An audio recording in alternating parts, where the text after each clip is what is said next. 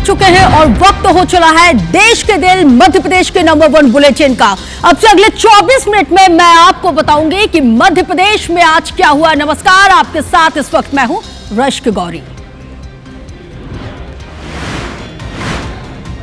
MP Congress में एक बार फिर दिखी गुटबाजी। भोपाल मध्य के बाद नरेला विधानसभा में दो गुट आपस में भिड़े। राहुल गांधी की नसीहत रही बेअसर। एमपी की सड़कों पर अब नहीं दिखेगी गाय। सरकार ने बनाई कामधेनु निवास योजना। दुधारू पॉलिटिक्स को लेकर कांग्रेस और बीजेपी आमने सामने। उपनेता प्रतिपक्ष कटारे का विवादित बयान। डेप्यूटी सीएम राजेंद्र शुक्ल को कहा नकली ब्राह्मण। बीजेपी ने कहा माफी मांगे कटारे। इंदौर में नहीं थम रहे लव जिहाद के मामले। फरदीन ने युवती से कमल बनकर की दोस्ती। प्यार की आड़ में किया रेप और ब्लैकमेल। राजा रघुवंशी मर्डर केस में आया फिर नया मोड़। ज्योतिषाचार्य अजय दुबे ने किया दावा सोनम और उसकी सहेली के बीच समलैंगिक रिश्ते।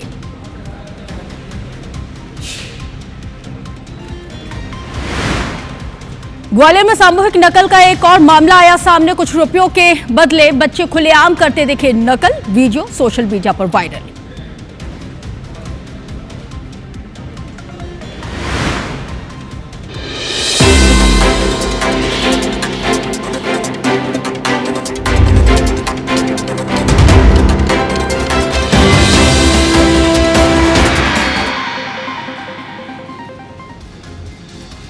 तो चलिए बुलेटिन की शुरुआत करेंगे और आज इन खबरों पर रहेगी विस्तार के साथ नजर। सबसे पहले बात करेंगे कि दिल्ली में बैठक और भोपाल में ड्रामा, और यह हाई वोल्टेज ड्रामा आखिर बार बार कांग्रेस में क्यों देखने को मिल रहा है। इसके साथ ही लव जिहाद लगातार और कितने शिकार, गंभीर और बड़ा सवाल। इसके साथ ही गाय पर दुधारू सियासत मध्य प्रदेश में एक बार फिर से शुरू हो गई है।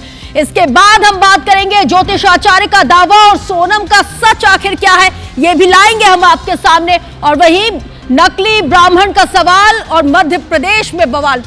तो चलिए खबरों की शुरुआत करेंगे और सबसे पहले बुलेटिन में बात करेंगे कि क्या वाकई में कांग्रेस में सब कुछ ठीक नहीं चल रहा है। यह हम क्यों कह रहे हैं? यह हम इसलिए कह रहे हैं क्योंकि भोपाल में कांग्रेस के संगठन सृजन अभियान की एक ऐसी तस्वीर सामने आई है जिसने एक बार फिर से कांग्रेस की गुटबाजी को जगजाहिर करके रख दिया है।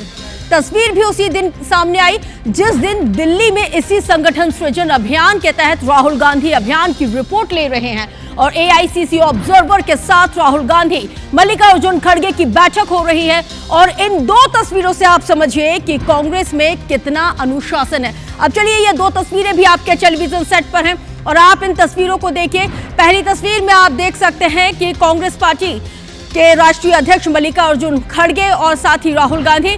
और दूसरी तस्वीर देखिए भोपाल की, जहां पर ये जो कांग्रेस के जो दो गुट हैं आपस में भिड़ गए।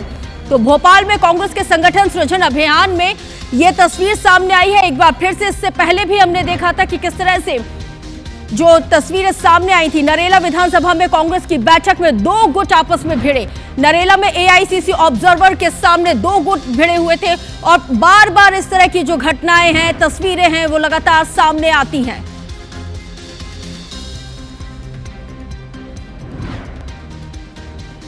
तो देखिए नरेला विधानसभा में कांग्रेस की बैठक में दो गुट आपस में भिड़ गए और नरेला में एआईसीसी ऑब्जर्वर के सामने ये दो गुट भिड़े हुए हैं। बताए तो ये भी जाता है कि मनोज शुक्ला, मोनू सक्सेना के समर्थकों के बीच जमकर नारेबाजी की गई थी। ये तस्वीर इस वक्त आपके टेलीविजन सेट पर और कांग्रेस में गुटबाजी की ये कोई पहली तस्वीर नहीं है। 2 दिन पहले भोपाल मध्य विधानसभा में संगठन सृजन अभियान की बैठक के दौरान पार्टी के दो गुट आपस में भिड़े, जमकर मारपीट हुई, जिसका वीडियो भी सोशल मीडिया पर वायरल हुआ और लगातार इस पर बहस भी हुई। कांग्रेस नेता सैयद साजिद अली और विधायक आरिफ मसूद के समर्थकों के बीच जमकर तू-तू मैं की घटना हुई थी और मारपीट तक उनकी ये तू-तू मैं पहुंच गई। और कांग्रेस की बैठक में मारपीट पर बीजेपी के भी रिएक्शंस आए हुए थे और क्या कुछ अब कहा जा रहा है एक बार फिर से सुन लेते हैं।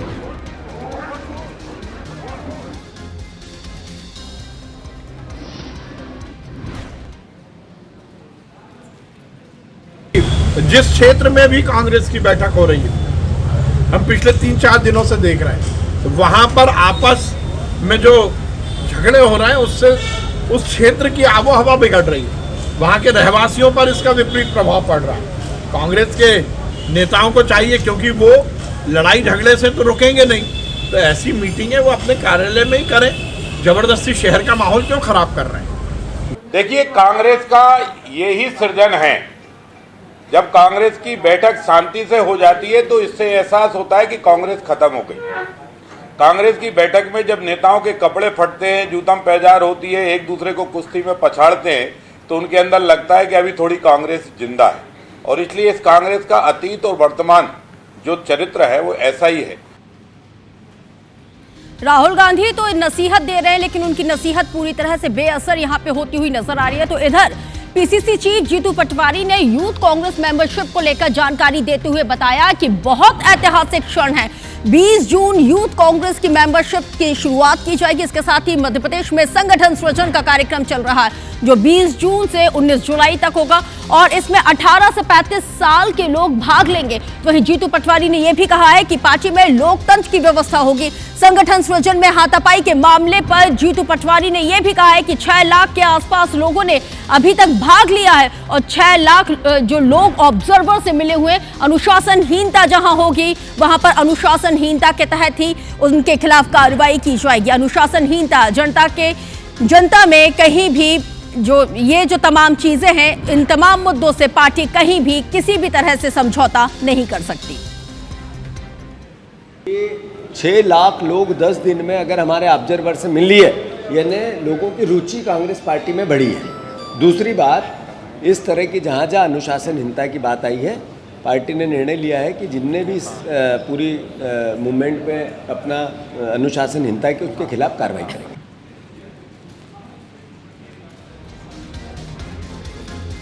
और अब बात रीवा से करेंगे। रीवा में उपनेता प्रतिपक्ष हेमंत कटारे ने प्रेस कॉन्फ्रेंस करते हुए एक ऐसा बयान दे दिया है अब जिस पे मध्य प्रदेश में सियासत होना लाजमी था। उन्होंने डेप्यूटी सीएम राजेंद्र शुक्ल को लेकर सवाल किया है कि वो असली ब्राह्मण है या फिर नकली।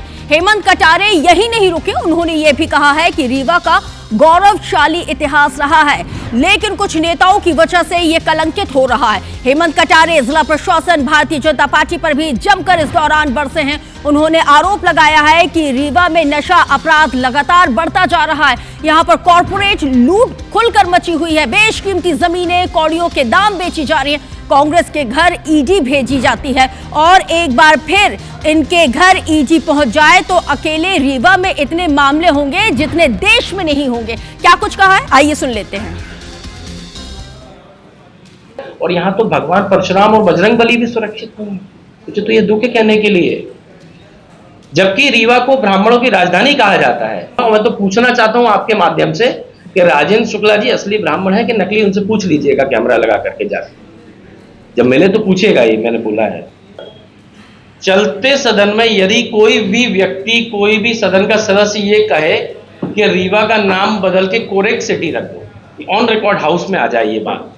असल ब्राह्मण और असल जाति पूछने की तो फिरोज खान के पोते दत्तात्रेय ब्राह्मण बने घूम रहे हैं कांग्रेस के नेता। पहले उनकी जाति धर्म पता कर लें। ये घोर निंदनीय और आपत्तिजनक बयान है। हेमंत कटारे को अपने बयान के लिए माफी मांगना चाहिए। देखिए, मध्य प्रदेश में गाय पर सियासत हमेशा होती रही है और इन सब के बीच सूबे के मुख्यमंत्री की अगर हम बात करें, डॉक्टर मोहन यादव ने सीएम हाउस में पहली मर्तबा प्रदेश स्तरीय गौशाला सम्मेलन को बुलाकर कई बड़ी सौगातें दी हैं और पिटारा खोल दिया है। उन्होंने गौशालाओं को 90 करोड़ रुपए की राशि ट्रांसफर किए जाने का जिक्र किया। इस दौरान मुख्यमंत्री ने कांग्रेस पर जोरदार हमला बोलते हुए कहा है कि आजादी के बाद भारत के पहचान के बजाय नादानी की ओर कदम बढ़ाए गए हैं। कांग्रेस की सरकार में गाय के दूध को दूर रखा, भैंस के दूध को ज्यादा बढ़ावा दिया गया है और कांग्रेस ने गाय का दूध ना खरीदने के लिए तरह तरह के पेच भी लगाए हैं और नाटक किए हैं और इस तरह से उसको प्रतिबंधित कर दिया है। इसके साथ ही हमारी सरकार ने यह फैसला लिया है कि गाय का दूध भी सम्मान से खरीदा जाएगा। हमने भैंस के साथ गाय का दूध खरीदा तो कांग्रेस को मिर्ची लगी, क्योंकि कांग्रेस को इस पर अब माफी मांगना चाहिए।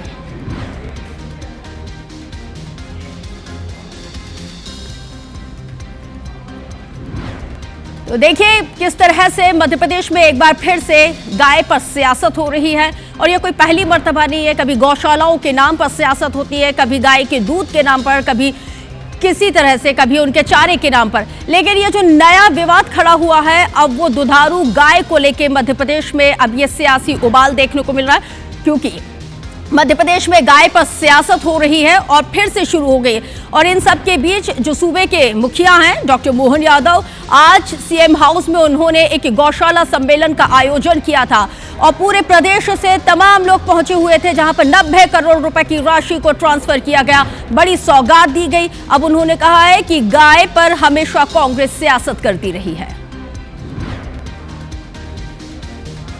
गाय को, गोमाता को पशुपालन से योजनाबद्ध तरीके से बाहर करना, ये गली गली मारे मारे घूमने के लिए षड्यंत्र कैसा किया, उस षड्यंत्र पे अगर बात करना चाहें, कांग्रेसियों को माफी मांगना चाहिए।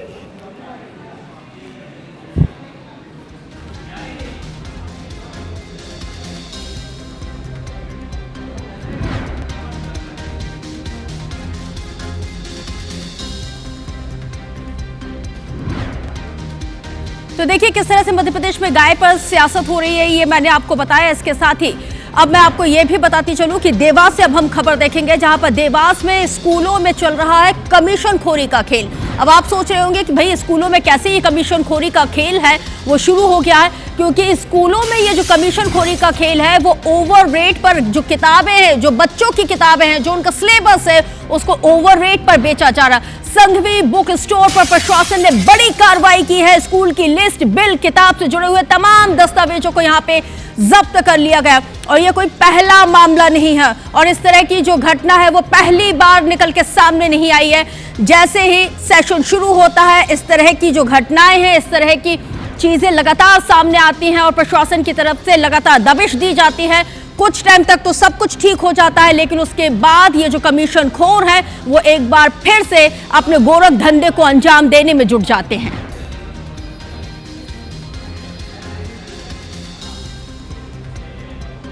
अब बुलेटिन में बात करेंगे संस्कारधानी जबलपुर से। जबलपुर में स्मार्ट सिटी के कन्वेंशन सेंटर से लाखों की चोरी का मामला सामने आया है और सीसीटीवी कैमरे में कैद हुई है तमाम तस्वीरें। स्मार्ट सिटी कर्मचारियों पर ही चोरी का आरोप लगा है और स्मार्ट टीवी, एम्पलीफायर और माइक्रोफोन, केबल, वायर, फर्नीचर चुराने के आरोप है। कलेक्टर दीपक सक्सेना ने इस पूरे मामले की जांच के निर्देश दे दिए और जांच के बाद दोषियों पर अब कार्रवाई होगी, ये कलेक्टर साहब का कहना है। और ये तस्वीर देखिए, ये सीसीटीवी फुटेज सामने आया है और ये जो चोरी करते हुए ये जो लोग यहाँ से जा रहे हैं, जो मोपेड पे सामान लेके जा रहे हैं, ये कोई और नहीं है, इसी स्मार्ट सिटी के ऑफिस में काम करने वाले लोग हैं और इन पे ये आरोप लगा है। अगर आपको याद होगा, IBC 24 ने 2 महीने पहले भी आपको इस कन्वेंशन सेंटर में जो चोरी की वारदात हुई थी उसके बारे में जानकारी दी थी, प्रमुखता से बताया था। तब हालांकि ये आरोप भी लगा था कि जो चोर है वो अपने साथ DVD प्लेयर भी साथ में लेके चले गए, जिसकी वजह से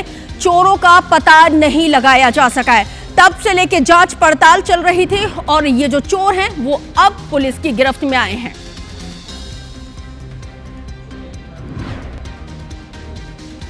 देखिए मध्य प्रदेश में ना लव जिहाद के मामलों में लगातार इजाफा होता जा रहा है, क्योंकि इंदौर से एक बार फिर इसी तरह का एक और मामला सामने आया है। अब आप घटनाओं पर नजर डालिए, पहले इंदौर, फिर उज्जैन, फिर रतलाम, फिर सागर, फिर रीवा, मतलब हर एक जगह से इस तरह के मामले सामने आ रहे हैं। लेकिन इंदौर से एक बार फिर से यही मामला सामने आया। यहाँ पर नाम बदलकर दोस्ती, प्यार और फिर छात्रा के साथ बलात्कार और फिर उसको ब्लैकमेल करने का दबाव, ब्लैकमेल भी किया गया, दबाव बनाया गया कि भाई तुम्हें धर्म परिवर्तन करना पड़ेगा। इंदौर में आरोपी फरदीन खान ने अपना नाम पहले तो कमल बताकर छात्रा के साथ दोस्ती की, फिर दोस्ती की, धोखा दिया, प्यार किया, बलात्कार किया, ब्लैकमेल किया और इतना ही नहीं, उस पर इस्लाम धर्म बदलने का भी दबाव बनाया गया।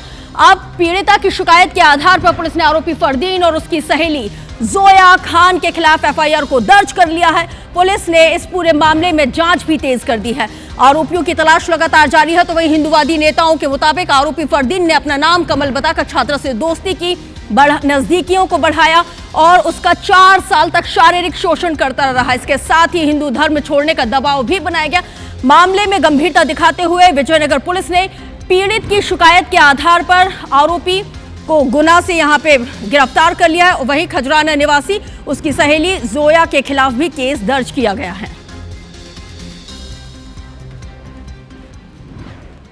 फरियादिया का ये कहना है कि वो अपने रिश्तेदार के यहाँ गई हुई थी और रिश्तेदार के यहाँ पर उससे एक मुलाकात हुई थी। इस लड़के ने नाम अपना कमल बताया और फिर उसके बाद उसके साथ ज़बरदस्ती संबंध बनाए और उसके बाद उसके फ़ोटो वीडियो बना लिए। फिर उसके बाद ब्लैकमेल करने लगा। लड़की और थी उसके साथ ही जिसने उसके साथ मदद की थी और ये बोला था कि अगर इसके साथ रहना है तो धर्म परिवर्तन करना होगा। तो धार्मिक स्वतंत्रता अधिनियम के तहत केस रजिस्टर किया गया है और इसमें आरोपियों की तलाश के लिए लगातार टीम दबिश दे रही है। जल्दी आरोपियों की गिरफ्तारी की जाएगी।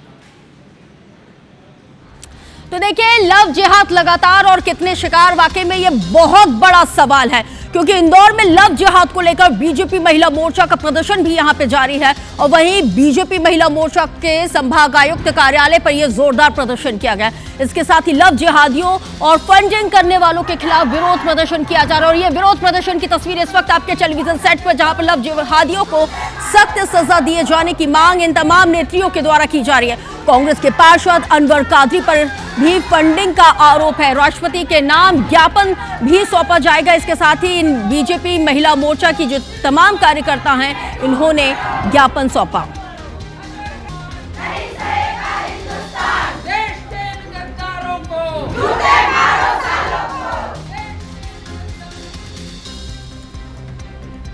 देखिए, भोपाल के टीआईटी कॉलेज कांड के मामले में अशोकागाजन थाना पुलिस ने जांच के बाद यहां पे आरोपी फरहान, उसके साथी साज, नबिल और सैयद और साद के खिलाफ न्यायिक मजिस्ट्रेट आरती आर्य की अदालत में चालान पेश किया है।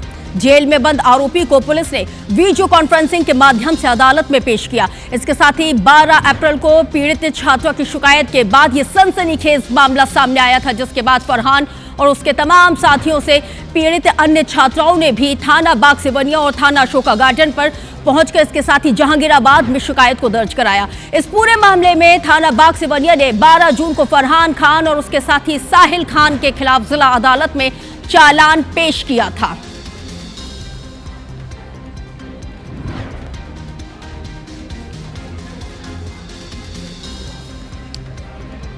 तो देखिए, टीआईटी कॉलेज का ये पूरा मामला लगातार, इसमें और भी सनसनीखेज खुलासे होते जा रहे हैं। इस पूरे मामले में अशोका गार्डन थाना पुलिस ने भी जांच के बाद आरोपी फरहान, उसके साथी साज, नबील, सैयद, साद के खिलाफ न्यायिक मजिस्ट्रेट आरती आर्य की अदालत में इनके चालान को पेश किया गया है। इसके साथ ही जेल में बंद आरोपी को पुलिस ने वीडियो कॉन्फ्रेंसिंग के जरिए अदालत में पेश किया।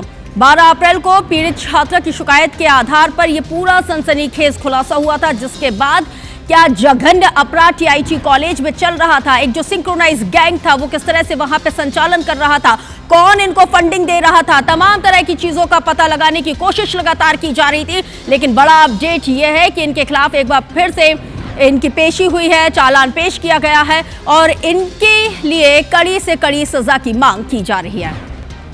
बात करेंगे ज्योतिष का दावा और सोनम का सच। जी हां, क्योंकि सबसे बड़ा सवाल तो यह है कि इंदौर में सोनम को लेकर ज्योतिषाचार्य अजय दुबे का एक और बहुत बड़ा दावा सामने आया। सोनम के हो सकते हैं समलैंगिक संबंध, ये अजय दुबे ने कहा। इसके साथ ही राजा हत्याकांड में एक और महिला के शामिल होने की जानकारी भी निकल के सामने आई। दूसरी महिला और सोनम की सहेली भी हो सकती है। इसके साथ ही सोनम का उसकी सहेली के साथ ही समलैंगिक रिश्ता हो सकता है।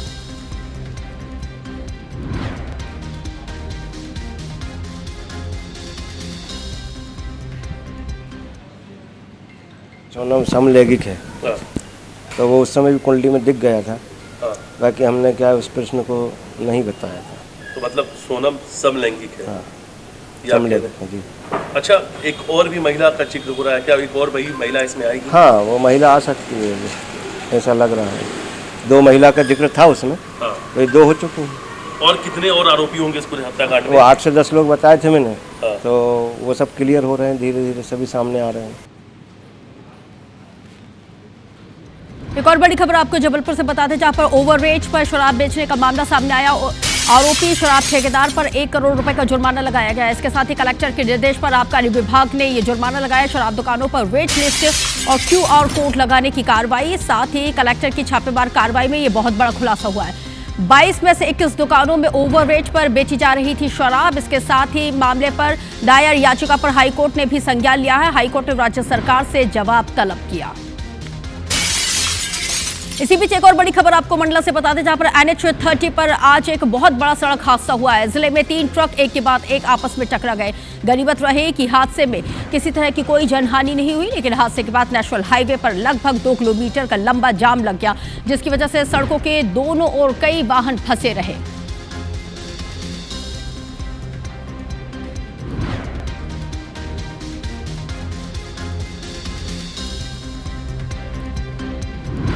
तो चलिए इसी खबर के साथ मैं रश्मि गौरी आपसे लेती हूँ इजाजत, लेकिन IBC 24 पर खबरें नॉन स्टॉप जारी, क्योंकि सवाल आपका है।